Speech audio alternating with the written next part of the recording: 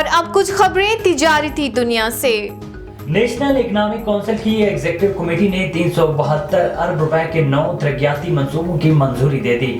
وزیر خزانہ ڈاکٹر شمشاد اختر کی زیر صدارت نیشنل اکنامک کونسل کی ایگزیکٹو کمیٹی کا اجلاس منعقد ہوا۔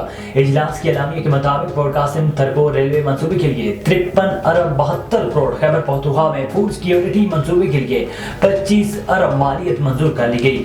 سندھ میں سیلاب سے تباہ اسکولوں کی بحالی کے لیے 86 ارب، خیبر پختونخوا میں اپنا گزینوں کے بچوں کے لیے 32 ارب ان کی تعلیم کے لیے، جبکہ پرائم منسٹر لیپ ٹاپ اسکیم کے تحت 16 ارب اور خیبر پختونخوا میں 24 ارب روپے کا ہیومن کیپٹل انویسٹمنٹ پروجیکٹ منظور کیا گیا ہے۔ اعلامیے کے مطابق خواتین کو روزگار اسکیم کی فراہمی کے لیے چھوٹے قرضوں کی مد میں 31 ارب، پشاور ناظرن بائی پاس پروجیکٹ کے لیے 27 ارب روپے کے منصوبوں کی منظوری دی گئی۔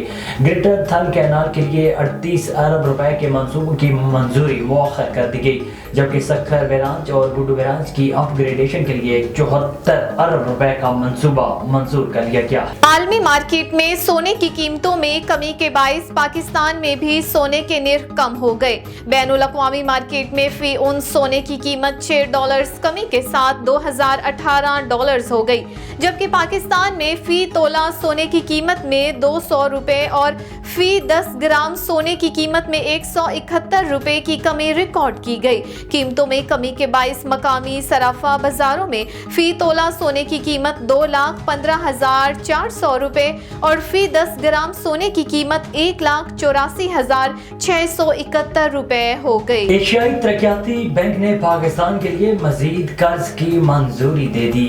ADB نے پاکستان کے لیے مزید 15 کروڑ 55 لاکھ ڈالر قرض کی منظوری دی ہے۔ اعلامیے میں کہا گیا ہے کہ رقم خواتین میں اسمال میڈیم انٹرپرائزز کے شعبے میں بہتری اور فروغ کے لیے استعمال ہوگی۔ واضح ہے کہ 6 دسمبر کو بھی ایشیائی ترقیاتی بینک نے پاکستان کے لیے 75 کروڑ 88 لاکھ ڈالر کے قرض کی منظوری دی ہے۔